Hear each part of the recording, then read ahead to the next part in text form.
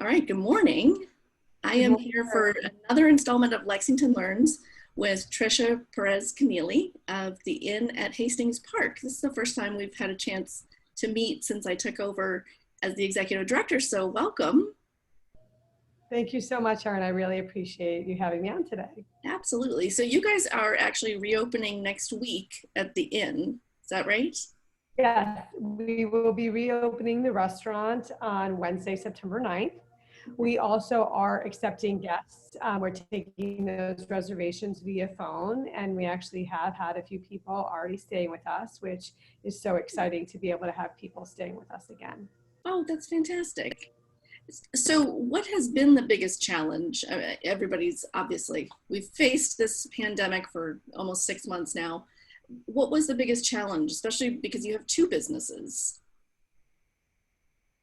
Well, we have the inn as well as our restaurant town meeting. So obviously the biggest challenge is walking into a building that's empty. We went from having a planning meeting, early in the week of March 10th, and by the end of the week, we were closed. But I have tried to teach my children that we have to look for silver linings. So the silver linings have been that I've really had an opportunity to refocus and reimagine what the inn could be. A lot of people that know me in Lexington know that I'm really passionate about culinary education. So during the really tight quarantine period, I was actually teaching cooking lessons via Zoom to some of the employees of the Ocean House team, our management company. And I also started doing classes for Cary Memorial Library online. And that's something that's going to be continuing through the fall. But more importantly, it's something that we're going to be continuing in person at the inn. One of the best things that happened over the quarantine is that I had an opportunity. I'm going to be partnering with Chateau de Clan, the French rosé company, particularly their Whispering Angel brand. And if you've driven by the inn, you might have noticed that we have a new garden in the back. And this is actually the Whispering Angel Culinary Garden. And what we've done is we've created a space that we could use to raise, some of our own herbs, some different flowers that we could be using in the inn. But we've also designed a space that I can share my passion for culinary education with our guests. So I'm going to be offering complimentary cooking classes to our in-house guests, but I'm also going to be offering a range of classes to people who want to come to the inn and do some immersive cooking, or from people who live in the local area who want to learn from the basics or improve the skills that they already have. That's so cool. I think one of the things that I have noticed through these conversations I've been having in the Lexington Learn series is everybody's had to adapt. And it sounds like, I like what you said about taking the opportunity to sort of rethink what the inn could be. And it sounds like you've come up with some really good additional ways to indulge your passions and serve your public. One of the things that was really important to me when we opened the inn was creating a place where people could come together. And when we renamed the restaurant last year town meeting, it was sort of a play on a tribute to our form of government, but also the fact that inns historically were a place where people from the community came together. And I think that especially because we've all been so isolated, it's really important to provide people safe spaces where they can come together. So of course, we're going to be adhering to all of the standards that have been set by the Commonwealth, but we're taking it a step further. I have the advantage through my relationship with our management group. Our properties in Rhode Island have actually been open for most of the summer. And before we opened the properties here, there were about 26 pages of protocol that everyone was well versed on. All of our staff is going to be taking special COVID training classes. And I've had the opportunity, I'm also now the culinary ambassador for the hotel group. So I've had the opportunity to spend 2 days a week down here in Rhode Island because we are allowed to travel for work purposes. And I've been teaching cooking classes down here in our culinary center here at the Ocean House. And so I'm really excited to share some of what I've learned from that experience, not only from the culinary perspective, but I also want to reassure our guests that we take their health and safety, as well as the health and safety of our employees, very seriously. And I'm very confident about the protocols What the way we operate actually far exceeds what's being asked of us. But I think that that's the way that we've always operated in terms of the service that we deliver to our guests. So I really want to provide a space where people feel comfortable coming back together with their friends, with their families, whether it be outside on our porch or outside in our garden, or in a very, very safe, socially distanced way in our dining room. You haven't had the opportunity to visit our dining room, but even before this happened, our tables were very well spaced out. So we're only adding to that to make people feel more comfortable when the weather turns colder and it's time to come inside. Right. Yes, I've been hearing that from a bunch of restaurants lately that, you know, things are going to change soon in the weather, and the outdoor seating that was so pleasant is going to be a less attractive option soon. So that's good to know. Can you give me an example? I know you said you're doing things beyond the standards, but how do you reassure somebody about coming and staying overnight? You know, they are entering a space that's not theirs, but it's temporarily theirs. And I know you want them to feel as comfortable as they would if they were home, or even more comfortable, because that's what people look for when they're vacationing or they're out for a night away. So what, can you give me just an example or two of some of the measures you've got? Our hospitality standards were always at the top of the industry because of our relationship with Relais and Chateau. There's over 300 standards that we have to adhere to in terms of the maintenance and cleanliness of our rooms. So we were already starting at a high bar. Yes. Some of the things that we're doing is we offer a lot of amenities in the room. For example, we have beautiful refrigerators that have complimentary snacks. So we've changed the way all of the snacks are packaged. We call all of our guests or email them and do a pre-arrival survey. It's something that we've always done. We've added additional questions. Those questions include, would you like to have an espresso machine in your room? Would you like us to bring ice upon arrival? These are things that used to just be in the room, but we want to make sure that people understand, like, all of these get cleaned down routinely anyway, but I can understand that some people may not want some of these things in their room.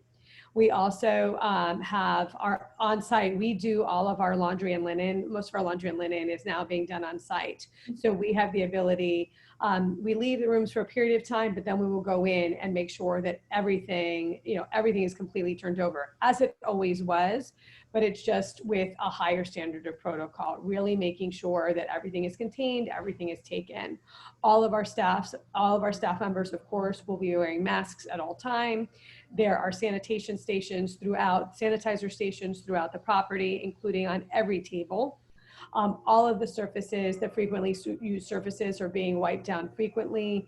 We even have on the doors, we've attached a metal attachment so you can actually use your foot to open the door.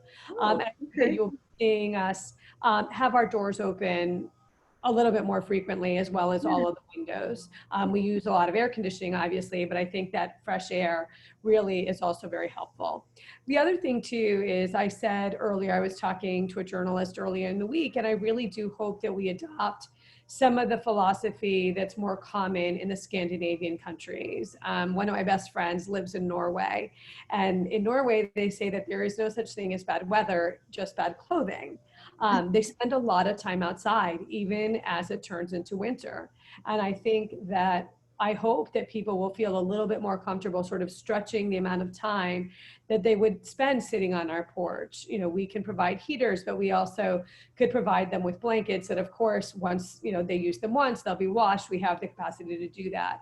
But I also hope that people will rethink what they imagine a restaurant, a dining, or an overnight stay experience to be. So it sounds like you have gone through all of the touch points that a guest is going to encounter, and not that you didn't do that before, but I think, again, in the process of rethinking your business, which everybody has had to do, it's great to hear that you're doing that from the customer's perspective. What are they going to encounter, from the moment they step in until, like you said, when they go into their room, what's going to be there? What did we provide previously that, maybe we want to ask their preference this time? So it sounds, really well thought out. Mm-hmm. I think the important thing on the dining side is that I want people to understand that there will be a variety of options. Mhm. If you want to sit outside, there are tables that are available outside. And like many of the restaurants in town, it's important. We're going to need to do a little forward planning. It means that people need to make reservations so they can guarantee they can sit where they want. We also are introducing, we've been doing takeout throughout, Mhm. some more family style options. So we'll be offering a whole roasted chicken, a whole rack of ribs, a tray.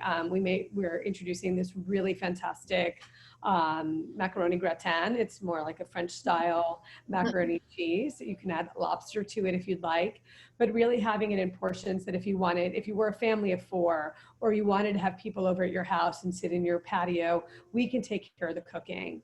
And the other thing that's been allowed by the Commonwealth is that we are allowed to sell wine Mhm. and wine and beverages to go. So of course, all of the wines on our wine list are available for people to take out, but we also, when we reopen this coming week, you'll be able to get our signature cocktails.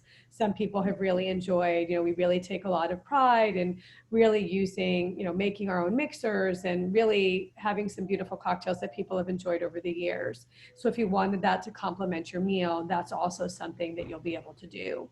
We also will be giving the people the option that if they don't want to interact with the server, that they could completely pre-order their meal. We would tell them which table they're sitting at, and then they would sit, they're at the designated time, the meal would be dropped at their table, and they can enjoy their meal and then be on their way if they want to limit their interaction with our team. So has that required new technology for you? In terms of the technology, there's some different things that we're going to be introducing. The ability to, instead of having a menu or touch a menu, that you could use a QR code, Uh-huh. really trying to limit the amount. Some of the events that we're going to be doing will be using something called Fair Harbor. It's similar to Eventbrite. So if people are making reservations, for example, we're doing an event with the Lexington Mavens. It's actually a fundraiser for Dana-Farber.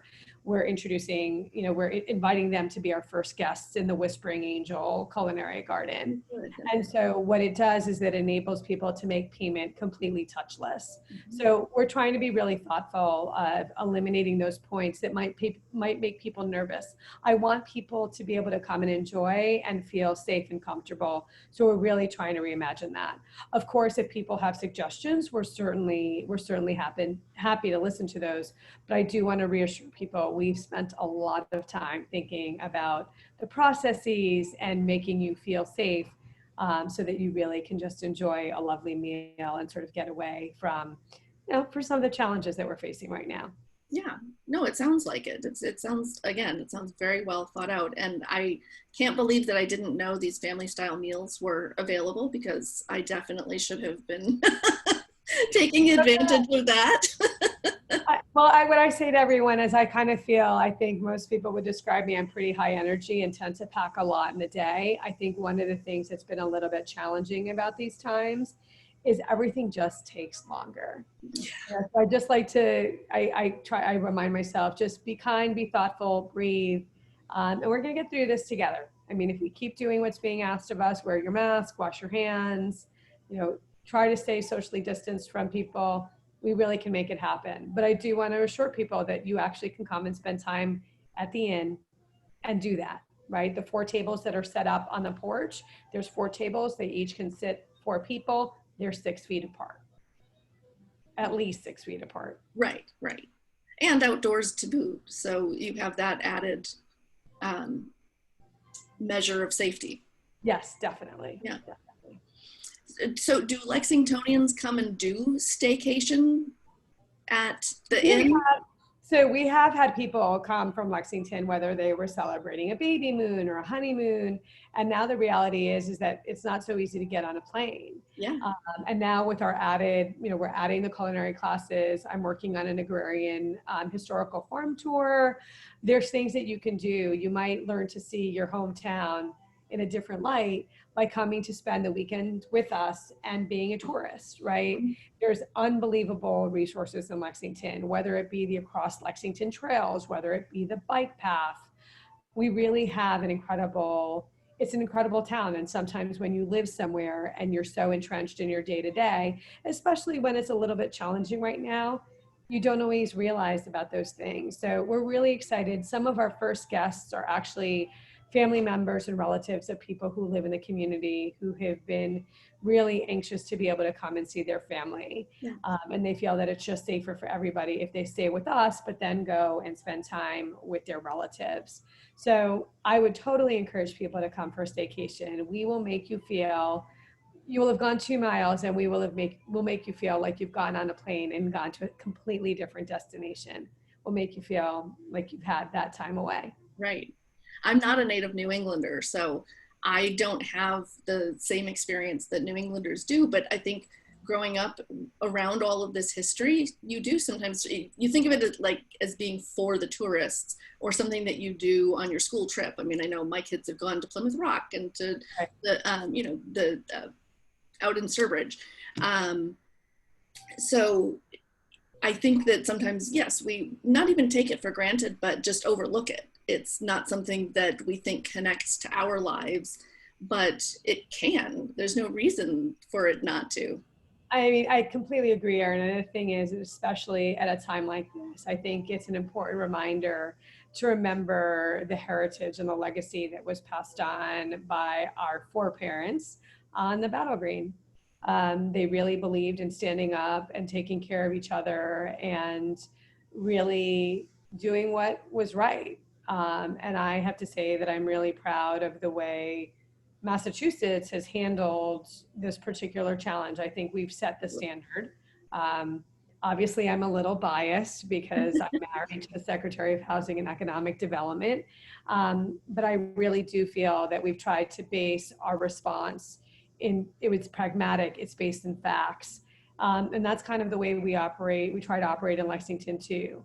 So I think that it's important for us to celebrate that history and remember that as we try to persevere and move forward. I totally agree that Massachusetts has done an excellent job. And what I have found from your husband's office, but throughout Lexington really is the responsiveness and the sense of, as you said, pulling together. Lexington is a community, you probably know, I'm sure you guys are participating in the Step Up for Lexington campaign that has been launched by a couple of high school students. And, I met them, and in fact, I did a Lexington Learns with them, and I couldn't believe that these sophomores in high school are so committed to their own community. I can't imagine when I was a sophomore in high school. I mean, I loved my hometown, I guess, but would it have occurred to me to try and save small business in my hometown? No. And so I see that. I see the pulling together and the taking initiative, because it's one thing to say, yep, we're all in this together and, we'll all be more patient with each other and things like that. But actually moving on it and making things happen has been really great to see. I think that it's really important because if you aren't, we all have a role to play. And like, I recognize too, like we're about, my family was supposed to ride the Pan Mass Challenge, and that was reimagined. So we're sponsors of the Kids PMC Ride in Lexington. So we're reimagining that and having the kids, ride when they can during that weekend. I'm supposed to be running, but it's probably going to be a really slow jog for MGH to raise money for their emergency department. Mm-hmm. We have been providing meals for the food pantry in Lexington, because I think sometimes people forget in a community like ours that there are people who are food insecure, and we really do have an obligation to take care of one another.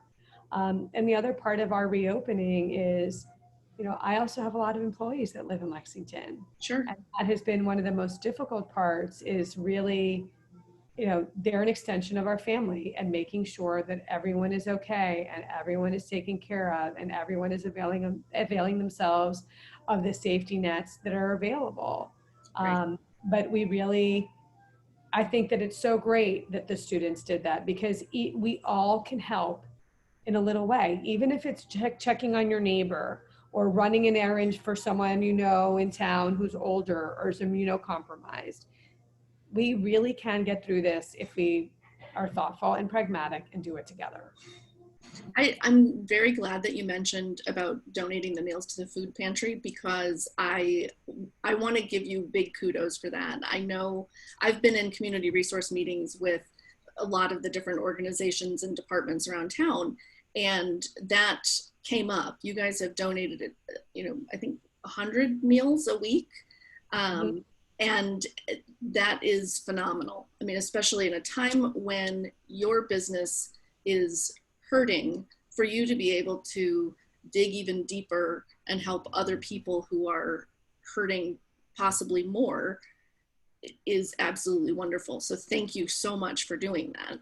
Well, I really appreciate that. I mean, my chef and my culinary team really have done a great job in trying and really spearheading that effort.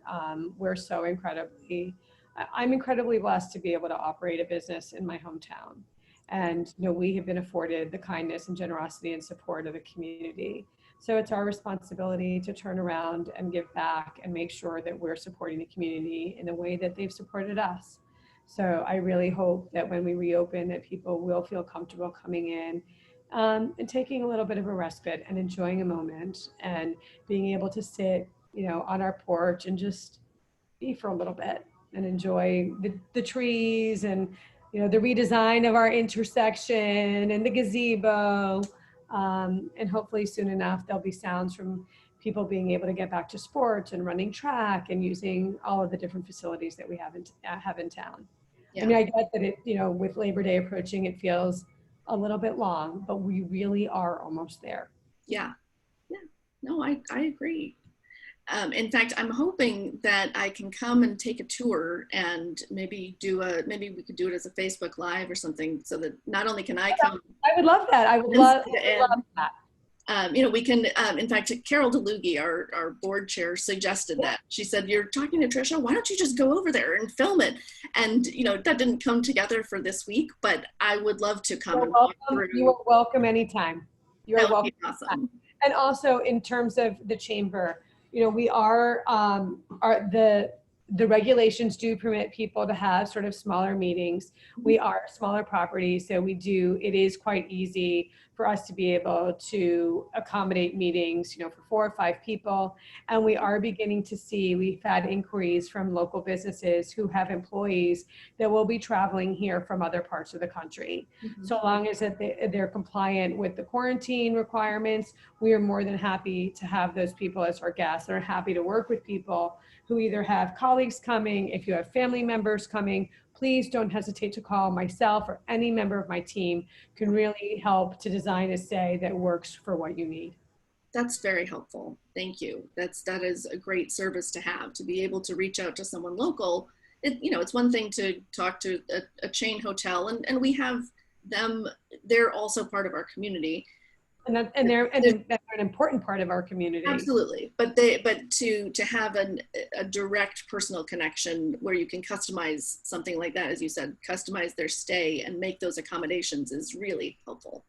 I'm so incredibly grateful that our initial guests on reopening have all been repeat guests. Oh, It's good. people who've been staying with us for years, who they feel comfortable and they know that we're going to take care of them. So that makes me very proud of the work that my team has done. What a testimonial. That's great. Not only do you get to see them again and welcome them back, but that really is a vote of confidence to say, we've been here before and we trust you. And I don't think you can get a better endorsement than that. No, it's great. It's really, as I said, silver linings. We need to focus on the silver linings. Yeah. That's wonderful. Well, you have been a silver lining today for me, so thank you very much. This is a great conversation, and we will definitely set up some kind of tour of the property where I can, show, because I'm sure lots of Lexingtonians haven't been over there, and again, they're not using this resource that's right in town, so we could show it off and tell them what it's like. So the promise I have for the general public, it used to be in pre-COVID times, anyone who wanted to see a room, I was more than happy to show them and give them a tour. Obviously, that's a little bit harder. Yeah. So it would be a fantastic idea for us to give them a virtual tour so they can see it. And of course, when we're on the other side of this, Anyone, everyone, you're always welcome to stop by the inn. I'm more than happy to say hello and have either myself or a member of my team take you around so that you can see the beautiful property. Well, you should be proud of all the work you've done. I know how much you've put into this venture, so absolutely you should show it off. So I'm looking forward to being able to welcome people in person again this coming week. Excellent. September 9th, right? Please make reservations and please, Okay. please come. Yeah, definitely come. Definitely go. We need your support now more than ever. Absolutely. Thank you so much for your time. Thanks, Erin, and good luck with your new job. Oh, thank you.